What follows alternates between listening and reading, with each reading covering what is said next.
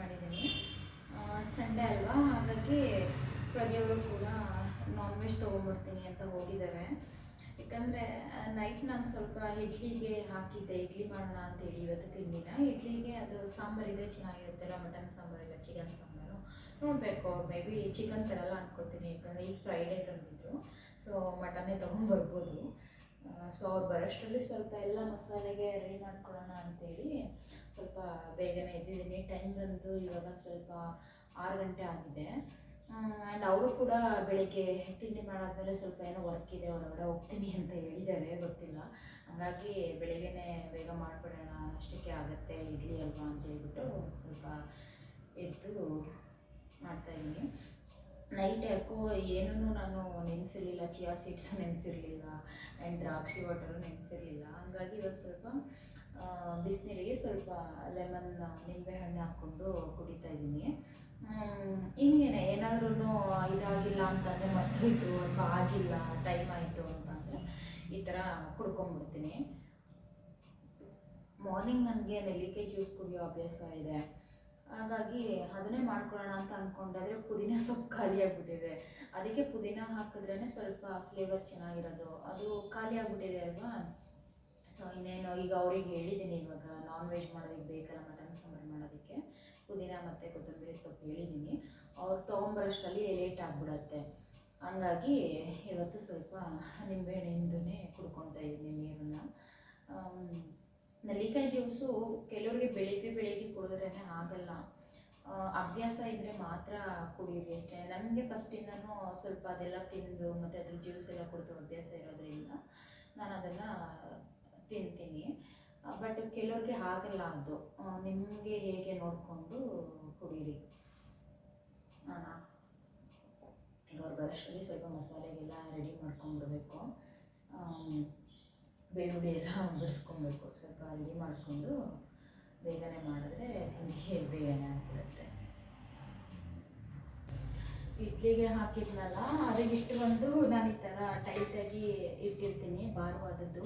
ಯಾಕಂದರೆ ಇವಾಗ ಸ್ವಲ್ಪ ಬೆಂಗಳೂರು ವೆದರಲ್ಲಿ ಚಳಿ ಇದೆ ಅಲ್ಲ, ಸೊ ಇದು ಹಿಟ್ಟು ಇದು ಬರಲ್ಲ, ಹುಬ್ಬಿ ಬರಲ್ಲ.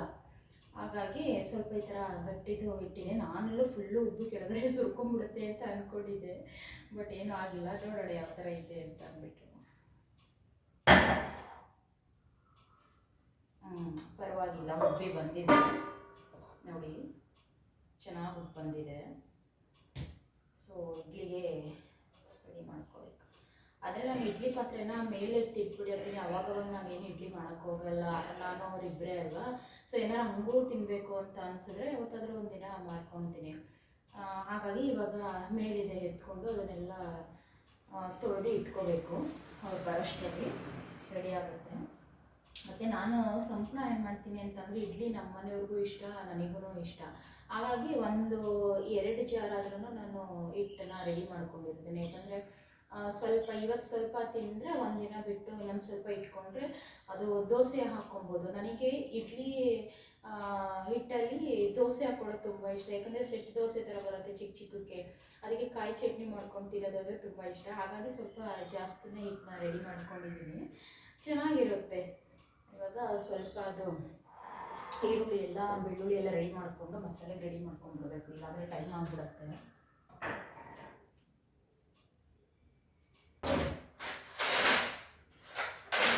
ನಮ್ಮ ಮನೇಲಿ ಸಂಡೇ ಅಂತೂ ಪ್ರತಿ ಸಲನೂ ನಾನ್ ವೆಜ್ ಇರಬೇಕು. ಯಾಕಂತಂದರೆ ನಾನ್ ವೆಜ್ಜು ಇಲ್ಲ ಅಂತಂದರೆ ಸಂಡೇ ಅಂತಲೇ ಅನ್ನಿಸ್ಕೊಳ್ಳಲ್ಲ.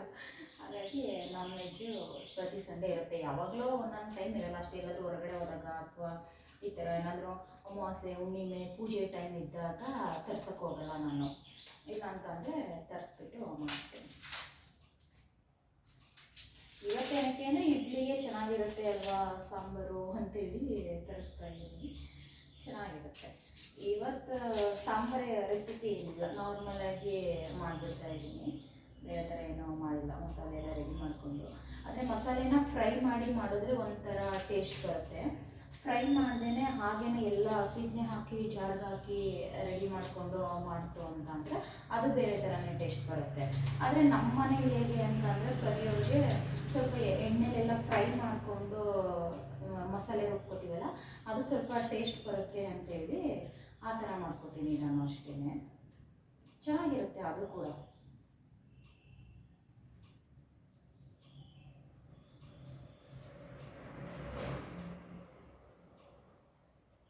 ನಾನು ಈ ಥರ ಕಸ ಎಲ್ಲ ಕೆಳಗಡೆ ಮಾಡ್ಕೊಳ್ಳೋದು, ಮತ್ತು ಎರಡೆರಡು ಸಲ ಟೈಮು ಹಿಡಿಯುತ್ತೆ ಅದನ್ನೆಲ್ಲ ರೆಡಿ ಮಾಡ್ಕೊಳ್ಳೋಕ್ಕೆ ಅಂತೇಳಿ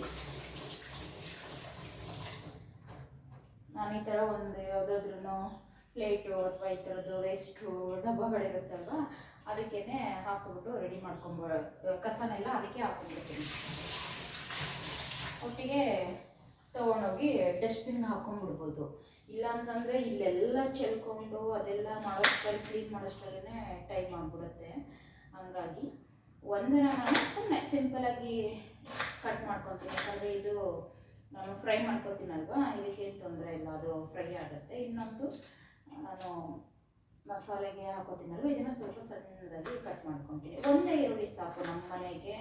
ನಾನು ಒಂದೇ ಹಾಕೋದು, ಜಾಸ್ತಿ ಈರುಳ್ಳಿ ಹಾಕೋಕ್ಕೆ ಹೋಗಲ್ಲ. ಯಾಕಂದರೆ ಅವರು ಎಷ್ಟು ಒಂದು 1/4 kg ತರ್ಬೋದು ಮಟನ್ನು. ಯಾಕಂದರೆ ನಾಳೆ ಬೇರೆ ಮಂಡೇ ಇದೆ ಅಲ್ವಾ, ಹಾಗಾಗಿ ಜಾಸ್ತಿ ಇದು ಮಾಡಲ್ಲ, ತರಕ್ಕೆ ಹೋಗಲ್ಲ. ಅದಕ್ಕೆ ಸೊ ಇವಾಗ ಮಸಾಲೆ ಎಲ್ಲ ಕಟ್ ಮಾಡಿಕೊಂಡು ರೆಡಿ ಮಾಡ್ಕೊಂಡ್ಬಿಡೋಣ. ಮಸಾಲೆಗೆಲ್ಲ ರೆಡಿ ಮಾಡಿಬಿಟ್ಟು ಹಾಗೆ ಸ್ವಲ್ಪ ಹೊರಗಡೆ ಬಂದೆ. ಎಷ್ಟು ಚಳಿ ಅಂತೀರ ಅಂದರೆ ಮಳೆ ಸಿಕ್ಕಾಪಟ್ಟೆ, ಎಷ್ಟು ಅಂತ ನೈಟೆಲ್ಲ ಊದಿದೆಯಾ, ಬೆಳಿಗ್ಗೆನೂ ಹನಿ ಹನಿ ಆಗ್ತಾಯಿತ್ತು. ಸಿಕ್ಕಾಪಟ್ಟೆ ಮಳೆ, ಅದರಿಂದ ತುಂಬಾ ಚಳಿ ಅಂತ ಅನ್ನಿಸ್ತಾ ಇತ್ತು. ಹೊರಗಡೆ ಹೋಗೋದಕ್ಕೇ ಒಂಥರ ಭಯ, ಆ ಥರ ಚಳಿ ಅನ್ನಿಸ್ತಾಯಿತ್ತು. ಹಂಗಾಗಿ ಬಟ್ಟೆನೂ ಕೂಡ ಒಣಗಿಲ್ಲ ನೋಡಿ. ನಾನು ಹೊರಗಡೆ ಜಾಸ್ತಿ ಬಟ್ಟೆ ಹಾಕಲ್ಲ, ಹಿಂದೆಗಡೆನೇ ಜಾಗ ಇದೆ, ಅಲ್ಲೇ ಹಾಕ್ಕೊಂಡ್ಬಿಡ್ತೀನಿ. ಅಂದರೆ ಜಾಸ್ತಿ ಏನಾದರೂ ಇದ್ದಾಗ ಮಾತ್ರ ನಾನು ಹೊರಗಡೆ ಹಾಕ್ತೀನಿ. ಈ ಥರ ಬಂದು ಮಸಾಲೆಗೆಲ್ಲ ರೆಡಿ ಮಾಡ್ಕೊತಾ ಇದ್ದೆ. ಈರುಳ್ಳಿ ಮತ್ತು ಬೆಳ್ಳುಳ್ಳಿ ಅದನ್ನೆಲ್ಲ ಬಿಡಿಸ್ಕೊಂಡು ರೆಡಿ ಮಾಡ್ಕೊತಾ ಇದ್ದೀನಿ. ನಾವು ಮಸಾಲೆ ರೆಡಿ ಮಾಡ್ಕೊಳ್ಳೋಕ್ಕೆ ಸ್ವಲ್ಪ ಕೊತ್ತಂಬರಿ ಸೊಪ್ಪು ಮತ್ತು ಪುದೀನ ಸೊಪ್ಪು ಬೇಕು, ಅದು ಖಾಲಿ ಹೋಗ್ತಿದೆ. ಅವ್ರಿಗೆ ಹೇಳಿದ್ದೀನಿ, ಅವ್ರು ತರೋವರೆಗೂ ಸ್ವಲ್ಪ ವೆಯ್ಟ್ ಮಾಡಬೇಕು. ಬರ್ತಾರೆ ಅನಿಸುತ್ತೆ. ಸ್ವಲ್ಪ ಇಲ್ಲಿ ಏನು ಗೊತ್ತಾ, ನಮ್ಮ ಮನೆ ಹತ್ರ ಒಂದು ಮಟನ್ ಶಾಪ್ ಇದೆ, ತುಂಬಾ ರಶ್ ಇರುತ್ತೆ. ಎಷ್ಟು 5:30 6 o'clock ಎಲ್ಲ ರಶ್ ಇಟ್ಬಿಟ್ಟಿರುತ್ತೆ. ಕ್ಯೂ ನಿಂತಿರ್ತಾರಂತ ಹೇಳ್ತಾ ಇರ್ತಾರೆ ಪ್ರದೀಪ್, ತುಂಬಾ ಕ್ಯೂ ನಿಂತಿರ್ತಾರಮ್ಮ, ತುಂಬ ಲೇಟ್ ಆಗುತ್ತೆ ಅಂತ ಹೇಳ್ಬಿಟ್ಟು. ಅದಕ್ಕೆ ಇವರು ಬೇಗನೆ ಹೋಗಿದ್ದಾರೆ, 6 ಗಂಟೆಗೆಲ್ಲ ಹೋಗ್ಬಿಟ್ಟಿದ್ದಾರೆ. ಅದು ನಿಂತು ತೊಗೊಂಬರ್ಬೇಕಂತೆ. ಅದೇ ಲೇಟ್ ಆಗುತ್ತೆ. ಜನಗಳು ಎಷ್ಟು ಜನ ಇದ್ದಾರೆ ಅದ್ರ ಮೇಲೆ ಡಿಪೆಂಡ್ ಆಗುತ್ತೆ. ಮೇ ಬಿ ಇಷ್ಟೊತ್ತಾಯಿತು ಅಂತಂದರೆ ಇದ್ದಾರೆ ಜನ ಅಂತ ಅಂದ್ಕೊತೀನಿ. ಲೇಟ್ ಆಗುತ್ತೆ ಅನಿಸುತ್ತೆ. ಅದೇ ಅವರಲ್ಲಿ ತೊಗೊಂಡು ಆಮೇಲೆ ಬರಬೇಕು. ನಾನು ಇವರಿಗೆ ನಾಟಿ ಬೆಳ್ಳುಳ್ಳಿ ಹೇಳಿದ್ನ, ಇವರಿಗೆ ಗೊತ್ತಿಲ್ಲ ನಾಟಿ ಯಾವುದು ಪಾರಮ್ ಯಾವುದು ಅಂತ. ಅದಾದರೆ ಟೇಸ್ಟ್ ಇರುತ್ತೆ, ಸಣ್ಣ ಸಣ್ಣ ಬರುತ್ತೆ, ಅದು ಎಷ್ಟು ಉದ್ದ ಬರಲ್ಲ ಅದು. ಹಾಗಾಗಿ ಅದನ್ನು ಹೇಳಿದ್ದೆ ನಾನು, ಅದನ್ನು ತೊಗೊಂಬನ್ನಿ ಅಂತ ಅಂದ್ಬಿಟ್ಟು. ಇವರು ಯಾರನ್ನ ಅಲ್ಲೇ ಅಂಗಡಿಯವ್ರನ್ನ ಕೇಳಿದ್ರಂತೆ, ಅವರು ಇದೇ ನಾಟಿ ತೊಗೊಂಡೋಗಿ ಅಂದ್ರಂತೆ. ಅದಕ್ಕೆ ಇವರು ತೊಗೊಂಬಂದಿದ್ದಾರೆ. ಆಮೇಲೆ ಬಂದುಬಿಟ್ಟು ಇದು ನಾಟಿನ ನೋಡೋ, ಅವ್ರಿಗೂ ಸ್ವಲ್ಪ ಕನ್ಫ್ಯೂಸ್ ಇತ್ತೇನೋ, ಅದಕ್ಕೆ ಇದು ನಾಟಿನ ನೋಡು ಅಂತ ಹೇಳಿದ್ರು. ಅದಕ್ಕೆ ಇಲ್ಲ ಇದು ಪಾರಮ್ ಅಂತ ಅಂದೆ. ಅದಕ್ಕೆ ಇಲ್ಲ ಅವ್ರ ಅಂಗಡಿಯವ್ರು ಹೇಳಿದ್ರಲ್ಲ ಅಂತ ಅಂದರು. ವ್ಯಾಪಾರ ಮಾಡೋರು ಇನ್ನೇನು ಹೇಳ್ತಾರೆ, ಹೌದು ಇದೇ ತೊಗೊಂಡೋಗಿ ಅಂತಲೇ ಅನ್ನೋದು, ನಾವು ನೋಡಲ್ವ ತೊಗೊಂಬರೋದು. ಅದನ್ನೇ ಹೇಳ್ತಾ ಇದ್ದವರಿಗೆ, ಸರಿ ಬಿಡು ಇನ್ನೊಂದು ಅರ್ಧ kg ತೊಗೊಂಬರ್ತೀನಿ ಅಂತ ಅಂದರು. ಬೇಡ ಬಿಡಿ, ಇದೆಲ್ಲ ಖಾಲಿ ಆದಮೇಲೆ ತೊಗೊಬಂದ್ರೆ ಆಯ್ತು, ಇವಾಗ ಇದೇ ಯೂಸ್ ಮಾಡ್ತಿರ್ತೀನಿ ಅಂತ ಅಂದೆ. ಬಟ್ ಇದಕ್ಕೆ ಕಂಪೇರ್ ಮಾಡಿದ್ರೆ ಅದು ತುಂಬಾ ಟೇಸ್ಟಿಯಾಗಿರುತ್ತೆ. ಅದನ್ನು ತೊಗೊಂಬಂದರೆ ನಾನು ಇದನ್ನು ಸಿಪ್ಪೆ ಎಲ್ಲ ಸುಲಿಯೋಕ್ಕೆ ಹೋಗಲ್ಲ ಆ ಬೆಳ್ಳುಳ್ಳಿನಲ್ಲಿ. ಯಾಕಂದರೆ ಟೇಸ್ಟ್ ಇರುತ್ತೆ, ಮತ್ತು ಸಣ್ಣ ಇರುತ್ತೆ ಅಲ್ವ ಅದು ಎಸ್ಳು, ಸುಲಿಯೋಕ್ಕೂ ಆಗಲ್ಲ ಅದನ್ನು. ಅದು ಟೇಸ್ಟ್ ಇರುತ್ತೆ, ನೀವು ಏನೇ ಸಾಂಬಾರು ಮಾಡಿದ್ರು ಟೇಸ್ಟ್ ಇರುತ್ತೆ. ಇದಕ್ಕೆ ಕಂಪೇರ್ ಮಾಡಿದ್ರೆ ಅದು ಚೆನ್ನಾಗಿದೆ.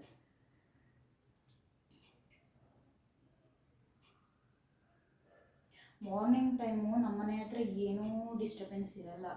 ಅದಾದಮೇಲೆ ಒಂದು 10 o'clock ಆಯಿತು ಅನ್ನೋಷ್ಟರಲ್ಲಿ, 10 o'clock ಆ ಥರ ಆಯಿತು ಅನ್ನೋಷ್ಟರಲ್ಲಿ ಇಲ್ಲಿ ನಮ್ಮ ಮನೆ ಹತ್ರ ಅವ್ರದ್ದು ಅಲ್ಲಿ ಸೌಂಡು ಫುಲ್ಲು. ಲೋಡ್ ಓಡಿಸ್ತಾ ಇರ್ತಾರೆ, ಮಣ್ಣು ಇಟ್ಟಿಗೆ ಅದೆಲ್ಲ ಬರ್ತಾ ಇರುತ್ತೆ ಅಲ್ವಾ, ತುಂಬಾ ಸೌಂಡ್ ಇರುತ್ತೆ. ಅವಾಗೆಲ್ಲ ನಾನು ಬ್ಲಾಗ್ ಮಾಡೋಕ್ಕೂ ಆಗಿಲ್ಲ. ಹಾಗಾಗಿ ನಾನು ಏನು ಮಾಡ್ತೀನಿ, ಅರ್ಲಿ ಮಾರ್ನಿಂಗಲ್ಲಿ ಬ್ಲಾಗ್ ಮಾಡ್ಕೊತೀನಿ. ವಾಯ್ಸ್ ಓವರ್ ಏನಾದ್ರು ಕೊಡಬೇಕು ಅಂತಂದರೆ ಮಾರ್ನಿಂಗು, ಇಲ್ಲ ಅಂತಂದರೆ ಈವ್ನಿಂಗ್ ಕೊಟ್ಕೊಂಡ್ಬಿಡ್ತೀನಿ.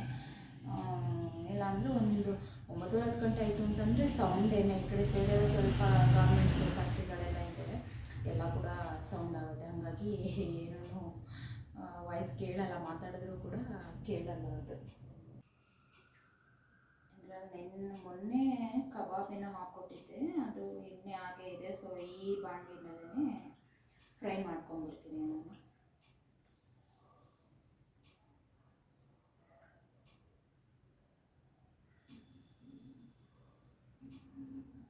ಈ ಥರ ಕಬಾಬ್ ಎಲ್ಲ ಮಾಡಿದ್ಮೇಲೆ ಅದು ಆಯಿಲೆಲ್ಲ ಉಳ್ಕೊಳ್ಳುತ್ತಲ್ಲ,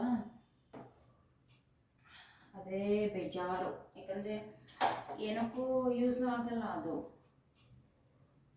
ಸುಮ್ಮನೆ ಇದೊಂದಕ್ಕೇ ಯೂಸ್ ಮಾಡ್ಕೋಬೇಕು. ಆಮೇಲೆ ಜಾಸ್ತಿ ದಿನ ಯೂಸ್ ಮಾಡೋಕ್ಕಾಗಲ್ಲ. ನಾನೊಂದು 3-4 ಟೈಮ್ ಯೂಸ್ ಮಾಡ್ತೀನಿ ಅಷ್ಟೇ, ಆಮೇಲೂ ಇದು ನಾನು ಯೂಸ್ ಮಾಡೋಕ್ಕೋಗಲ್ಲ. ಹಂಗಾಗಿ ನಾನು ಸ್ವಲ್ಪ ಕ್ವಾಂಟಿಟಿಲೇ ನಾನು ಏನಾದರೂ ಮಾಡಬೇಕಂದ್ರೆ ಕರ್ಕೊಂಡ್ತೀನಿ ಅಷ್ಟೇ. ಜಾಸ್ತಿ ನಮ್ಮ ಮನೇಲಿ ಕಬಾಬು ಅದೆಲ್ಲ ಮಾಡೋಕ್ಕೋಗಲ್ಲ. ಯಾವಾಗಲಾದರೂ ಒಂದ್ಸಲ ತಿನ್ನಬೇಕು ಅಂತ ಅನ್ನಿಸ್ದಾಗ ಪ್ರತಿಯವ್ರಿಗೆ ಮಾಡಿಕೊಡ್ತೀನಿ ನಾನು.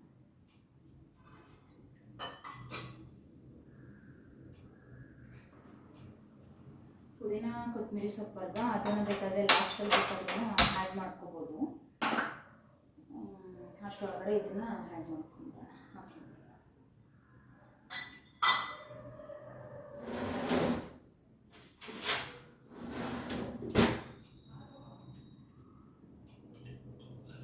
ಒಂದು ಸ್ಪೂನ್ ಆಯಿಲ್ ಹಾಕ್ಕೊತೀನಿ ಅಷ್ಟೇ.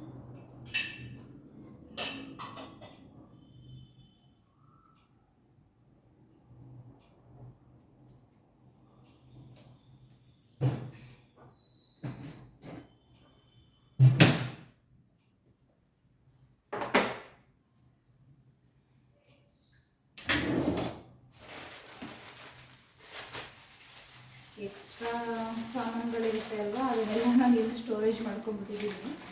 ಅದೇ ನಮ್ಮ ಮನೇಲಿ ಎಕ್ಸ್ಟ್ರಾ ಏನು ನಾನು ತರಿಸಿಟ್ಕೊಳ್ಳಲ್ಲ, ಯಾಕಂದ್ರೆ ಅಲ್ಲಿದಲ್ಲೇ ಖಾಲಿ ಆಗ್ತಾ ಮಂತ್ಲಿ ಒಂದೊಂದ್ಸಲ ತೊಗೊಂಡ್ಬರ್ತೀವಲ್ವ, ಅಷ್ಟಾಗೇನು ತರಿಸ್ಕೊಳಕ್ಕೆ ಹೋಗಲ್ಲ.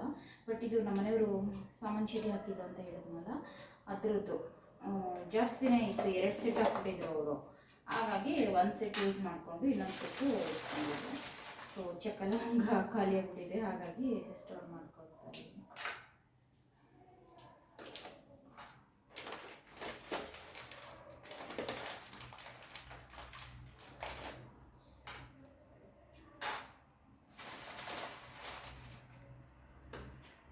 ಪ್ರತಿಯವ್ರು ಹೆಂಗೆ ಗೊತ್ತಾ, ಮನೇಲಿ ಏನು ಖಾಲಿ ಆಗೋದಕ್ಕೂ ಬಿಡಲ್ಲ. ಈಗ ಏನಾದರೂ ಒಂದು ಖಾಲಿ ಆಗ್ತಿದೆ ಅಂದ ತಕ್ಷಣವೇ ಲಿಸ್ಟ್ ಮಾಡಿಬಿಟ್ಟು ತಂದುಬಿಡ್ತೀನಿ. ಯಾಕಂದರೆ ಮನೇಲಿ ಸಾಮಾನು ಖಾಲಿ ಆಗದೆ ಇರಬಾರ್ದು ಅನ್ನೋದು ಅವ್ರದ್ದು. ನಾನು ಹೆಂಗೆ ಅಂತಂದರೆ, ಸುಮ್ಮನೆ ಎಲ್ಲನೂ ತಂದು ಮಡಿಕೊಳ್ಳೋದು ಬೇಡ, ಸ್ವಲ್ಪ ಖಾಲಿ ಆದಮೇಲೆ ತೊಗೊಬರೋಣ, ಫುಲ್ ಎಲ್ಲ ಇದು ಮಾಡಿಕೊಂಡು ಅಂತ ನಾನು. ಅವರು ಇಲ್ಲ ಹಾಗಾಗಿ ತರ್ಸ್ಬಿಡ್ತೀನಿ ಅಂತ ತರಿಸಿ ಖಾಲಿ ಆದಮೇಲೆ ಫಿಲ್ ಮಾಡ್ಕೊತೀನಿ. ಈ ಥರ ಸ್ಟೋರ್ ಮಾಡ್ಕೊಂಡು ಇಟ್ಕೊಂಡು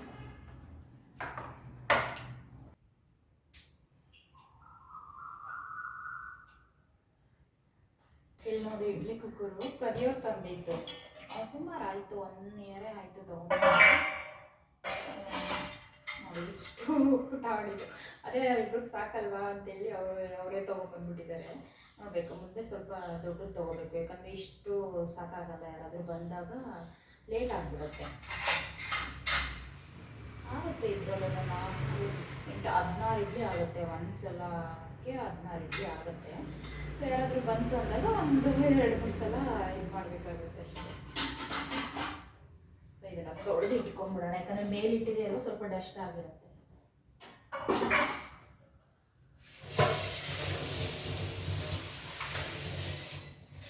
ಮಸಾಲೆಗೆಲ್ಲ ರೆಡಿ ಮಾಡ್ಕೊಂಡಾಯಿತು. ಇನ್ನು ಸುಮ್ಮನೆ ಕೂತಿದ್ದೆ ಅಲ್ವಾ, ಹಾಗಾಗಿ ಕಸನಾದ್ರೂ ಗುಡಿಸ್ಬಿಡೋಣ ಅಂತೇಳಿ ಕಸನೆಲ್ಲ ಗುಡಿಸ್ಕೊತಾ ಇದ್ದೆ. ನಮ್ಮ ಮನೇಲಿ ಕಸ ಗುಡಿಸ್ಬೇಕು ಅಂತಂದರೆ ಮಿನಿಮಮ್ ಒಂದು 10 ಮಿನಿಟ್ಸ್ ಆದರೂ ಬೇಕು. ಯಾಕಂದರೆ ಒಳಗಡೆ ಎಲ್ಲ ಗುಡಿಸಿ ಮತ್ತು ಹೊರಗಡೆ ಎಲ್ಲ ಸ್ವಲ್ಪ ಜಾಗ ಇದೆಯಲ್ಲ, ಅಲ್ಲೆಲ್ಲ ಗುಡಿಸ್ಬೇಕಲ್ವ, ಅದೇ ಸ್ವಲ್ಪ ಲೇಟ್ ಆಗೋದು. ಸೊ ಹಾಗಾಗಿ ಅದನ್ನೊಂದು ಮಾಡ್ಕೊಂಬಿಡೋಣ ಅಂತೇಳಿ ಮಾಡ್ಕೊತಾ ಇದ್ದೆ. ಅವ್ರು ಇವಾಗ ಫೋನ್ ಮಾಡಿದರು, ಸುಮಾರು ಒಂದು 30 ಜನದಷ್ಟು ಕ್ಯೂ ನಿಂತವ್ರಂತೆ. ತುಂಬ ರಶ್ ಇದೆ, ಇವಾಗ ತೊಗೊಬನ್ನಿ ಅಂದರು. ಆಮೇಲೆ ಒಂದು 100 ರೂಪಾಯಿ ಜಾಸ್ತಿನೂ ಮಾಡಿದಾರಂತೆ ಮಟನ್ಗೆ, ಅದಕ್ಕೆ 100 ರೂಪಾಯಿ ಜಾಸ್ತಿ ಮಾಡಿಬಿಟ್ಟಿದ್ದಾರೆ ಈ ಕಡೆ ಅಂತ ಹೇಳ್ತಾಯಿದ್ರು.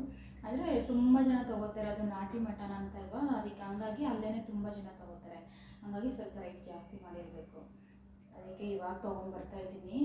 ಬಂದು ನಾನು ಫ್ರೆಶ್ ಅಪ್ ಆಗಿಬಿಟ್ಟು ಸ್ವಲ್ಪ ಹೊರಗಡೆ ಕೆಲಸ ಇದೆ, ಹೋಗ್ಬಿಟ್ಟು ಬಂದುಬಿಡ್ತೀನಿ.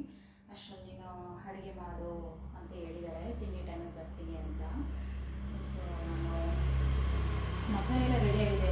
ಸೊಪ್ಪು ತಂದಮೇಲೆ ಕೊತ್ತಂಬರಿ ಸೊಪ್ಪು ಮತ್ತು ಇದು ತಂದಮೇಲೆ ಹಾಕ್ಬಿಟ್ಟು ಮಸಾಲೆ ರುಬ್ಬಿಟ್ಟು ಮಟನ್ ಅವರೇ ತೊಳ್ಕೊಡ್ತಾರೆ. ತೊಳೆದಾದ್ಮೇಲೆ ಮಾಡಿಬಿಡ್ತೀನಿ. ಅವರು ಕೆಲಸ ಇದೆ ಅಂತ ಮುಗಿಸ್ಕೊಂಡು ಹೋಗ್ಬಿಡ್ತೀನಿ. ಆಮೇಲೆ ತಿಂಡಿ ಮಾಡೋದಾಯಿತು. ಅವರು ಕೂಡ ಮಟನ್ ತೊಗೊಬಂದು ಕೊಟ್ಟರು. ಎಷ್ಟು ಅಂತಂದರೆ ಅವ್ರು ಹೋಗಿದ್ದು 6 ಗಂಟೆಗೆ ಹೋಗಿದ್ದ, 8 ಗಂಟೆಗೆ ಬಂದಿದ್ದಾರೆ. ಅಷ್ಟು ರಶ್ ಇತ್ತಂತೆ.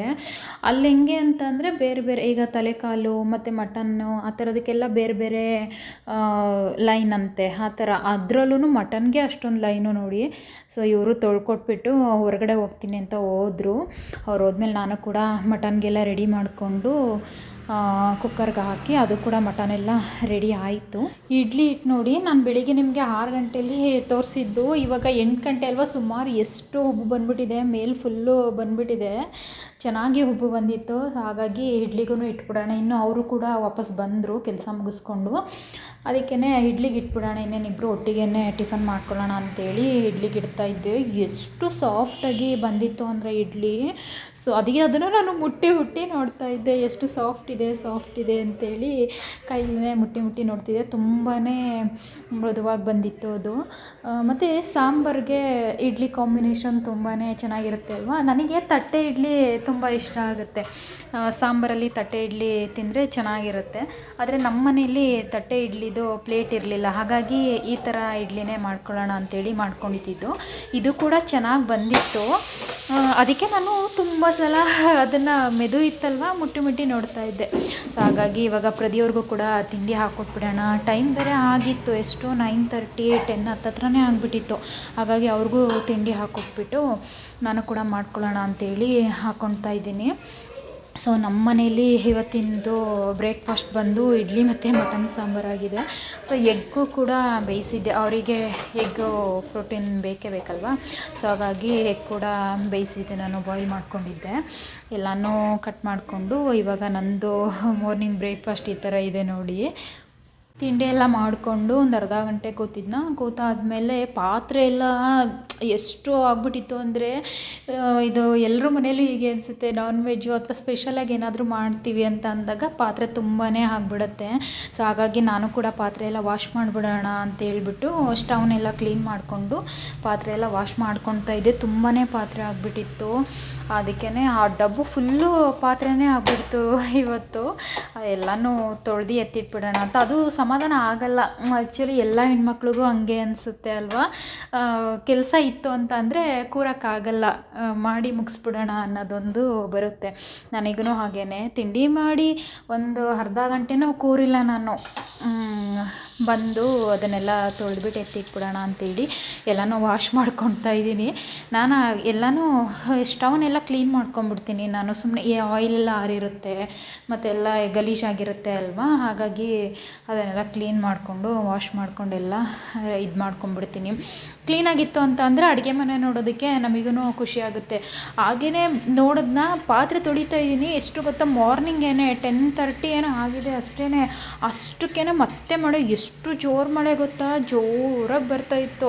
ಇವ್ರು ಬೇರೆ ನಾನು ಕಾರ್ ತೊಳಿಬೇಕಿತ್ತು, ಮಳೆ ಬೇರೆ ಬರ್ತಾಯಿದೆ ಅಂತ ಹೇಳ್ತಾಯಿದ್ರು. ಅದನ್ನೇ ನಾನು ರೇಗಿಸ್ತಾ ಇದ್ದೆ.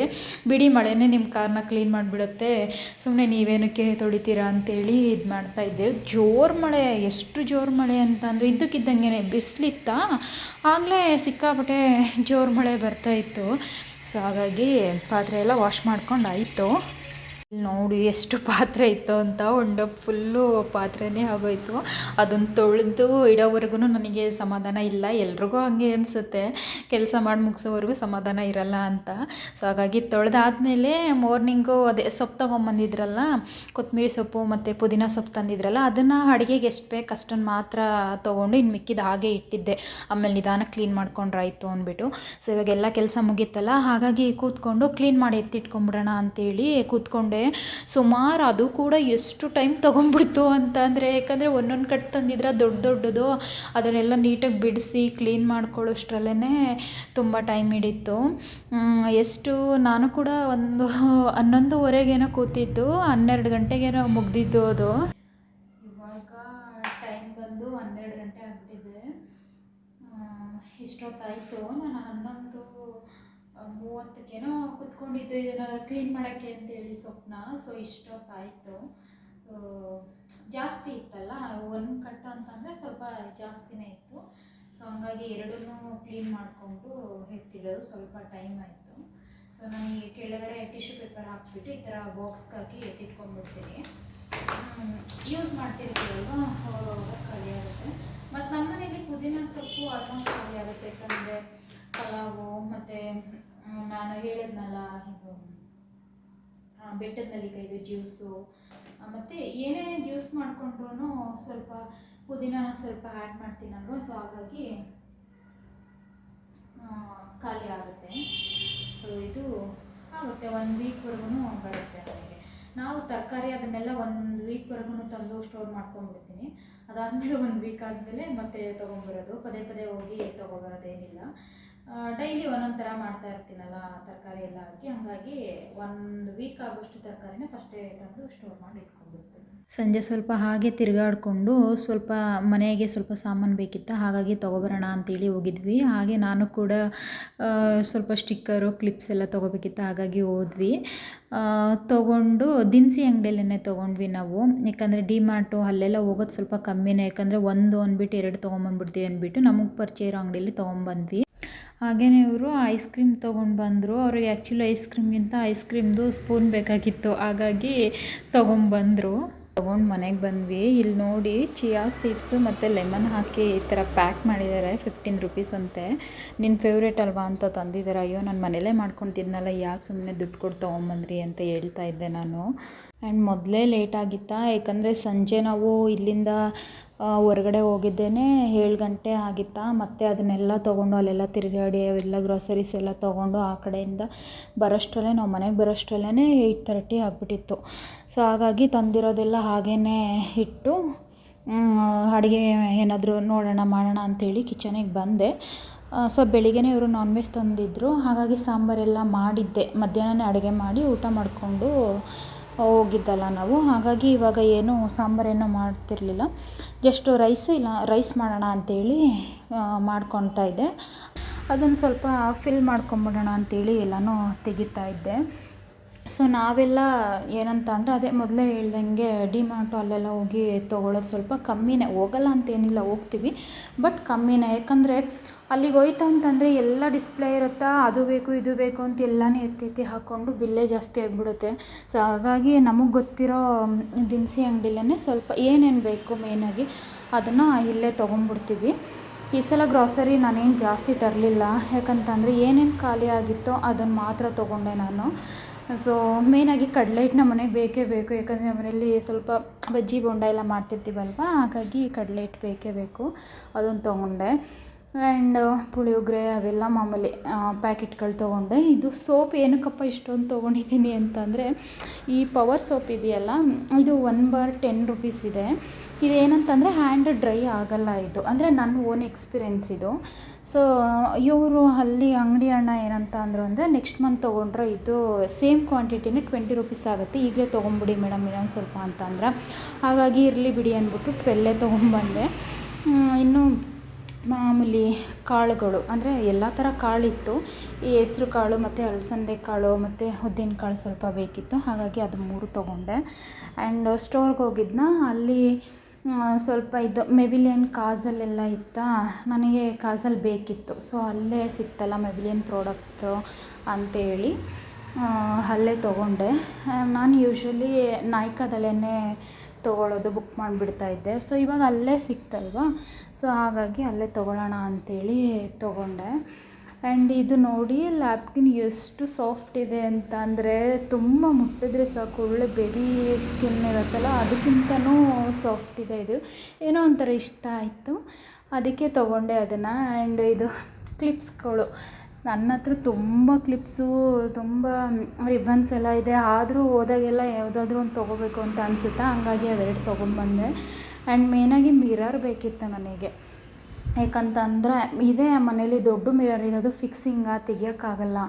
ಐಬ್ರೋ ಏನಾದ್ರೂ ಮಾಡ್ಕೋಬೇಕು ಅಂತ ಅಂದಾಗ ಬೇಕಾಗತ್ತೆ, ಯೂಸ್ ಆಗುತ್ತೆ ಅಂಥೇಳಿ ಸ್ವಲ್ಪ ಅದು ಚಿಕ್ಕದು ಮಿರರ್ ತೊಗೊಂಡೆ ನಾನು. ಆ್ಯಂಡ್ ಗ್ರಾಸರೀಸ್ನೆಲ್ಲ ಫಿಲ್ ಮಾಡಿಬಿಡೋಣ ಅಂತೇಳಿ ಬಾಟಲ್ಗೆ ಹಾಕ್ಕೊಳ್ತಾ ಇದ್ದೆ. ನಾನೇನಂತ ಅಂದರೆ ಹಳೇದಿರುತ್ತಲ್ಲ ಅದಕ್ಕೆ ಕಾಳುಗಳು ಅದನ್ನೆಲ್ಲ ಮೇಲೆ ಹಾಕ್ಕೊತೀನಿ. ಈಗ ಫ್ರೆಶ್ ಆಗಿ ತಂದಿರೋದೆಲ್ಲ ಕೆಳಗಡೆ ಹಾಕ್ಕೊತೀನಿ. ಯಾಕಂದರೆ ಬಳಸಬೇಕಾದ್ರೆ ಹಳೇದನ್ನು ಬಳಸ್ಕೊಳ್ಳೋಣ, ಆಮೇಲೆ ಅದು ಖಾಲಿ ಮಾಡೋಣ ಅಂತೇಳಿ ಈ ಒಂದು ಟ್ರಿಕ್ನ ಯೂಸ್ ಮಾಡ್ಕೊತೀನಿ ನಾನು. ಸೊ ಅದು ಇದೇನೆ. ಯಾಕಂತ ಅಂದರೆ ಸ್ವಲ್ಪ ಹುಳ ಬರೋದು ಅದೆಲ್ಲ ಸ್ವಲ್ಪ ಕಮ್ಮಿ ಆಗುತ್ತೆ. ಬೇಗ ಬೇಗ ಹಳೇದನ್ನು ಖಾಲಿ ಮಾಡಿಕೊಂಡ್ರೆ ಕೆಳಗಡೆ ಈಗ ತಂದಿರೋದೆಲ್ಲ ಫಿಲ್ ಮಾಡಿಕೊಂಡಾಗ ಸ್ವಲ್ಪ ಬಾಳಿಕೆನೂ ಜಾಸ್ತಿ ಬರುತ್ತೆ. ಇದೆಲ್ಲ ಹೆಣ್ಮಕ್ಳು ಮಾಡ್ತಾರೆ ಗೊತ್ತು, ಬಟ್ ನಾನು ಏನೋ ಹೇಳಬೇಕಲ್ಲ ಅಂತ ಹೇಳ್ತಾ ಇದ್ದೀನಿ ಅಷ್ಟೇ. ಸೊ ಎಲ್ಲ ಫಿಲ್ ಮಾಡ್ಕೊಂಡಾದಮೇಲೆ ಊಟ ಎಲ್ಲ ಮಾಡಿಕೊಂಡು ಮಲ್ಕೊಂಡ್ವಿ. ಏನಂತ ಅಂದರೆ ನನಗಿದು ಹೊಸ ಅನುಭವ. ಯಾಕಂದರೆ ನಾನು ಇವಾಗ ಬ್ಲಾಗ್ ಸ್ಟಾರ್ಟ್ ಮಾಡ್ತಾ ಇರೋದ್ರಿಂದ ಕೆಲವೊಂದು ಸೆಂಟೆನ್ಸ್ಗಳಾಗಲಿ ಕೆಲವೊಂದು ವರ್ಡ್ಸ್ಗಳಾಗಲಿ ಸ್ವಲ್ಪ ಅಲ್ಲಿ ಇಲ್ಲಿ ಆಗ್ತಾ ಇರುತ್ತೆ. ಸೊ ಅದನ್ನೆಲ್ಲ ನೀವು ಸಹಿಸ್ಕೋಬೇಕಾಗತ್ತೆ ಸ್ವಲ್ಪ ದಿನ ಅಷ್ಟೇ. ಯಾಕಂದರೆ ಲರ್ನಿಂಗ್ ಪರ್ಪಸಲ್ಲಿ ಇದ್ದಾಗ ಎಲ್ರಿಗೂ ಹಾಗೆ ಆಗುತ್ತೆ. ಆ್ಯಂಡ್ ನಾನು ಈ ವ್ಲಾಗ್ನ ಇಲ್ಲಿಗೆ ಎಂಡ್ ಮಾಡ್ತಾಯಿದ್ದೀನಿ. ಯಾರೆಲ್ಲ ನನ್ನ ಚಾನಲ್ನ ಸಬ್ಸ್ಕ್ರೈಬ್ ಮಾಡ್ಕೊಳ್ಳದೆ ನೋಡ್ತಾ ಇದ್ದೀರೋ ಸೊ ಪ್ಲೀಸ್ ಸಬ್ಸ್ಕ್ರೈಬ್ ಮಾಡ್ಕೊಂಡು ನೋಡಿ ಅಂತ ಹೇಳ್ತೀನಿ. Thank you.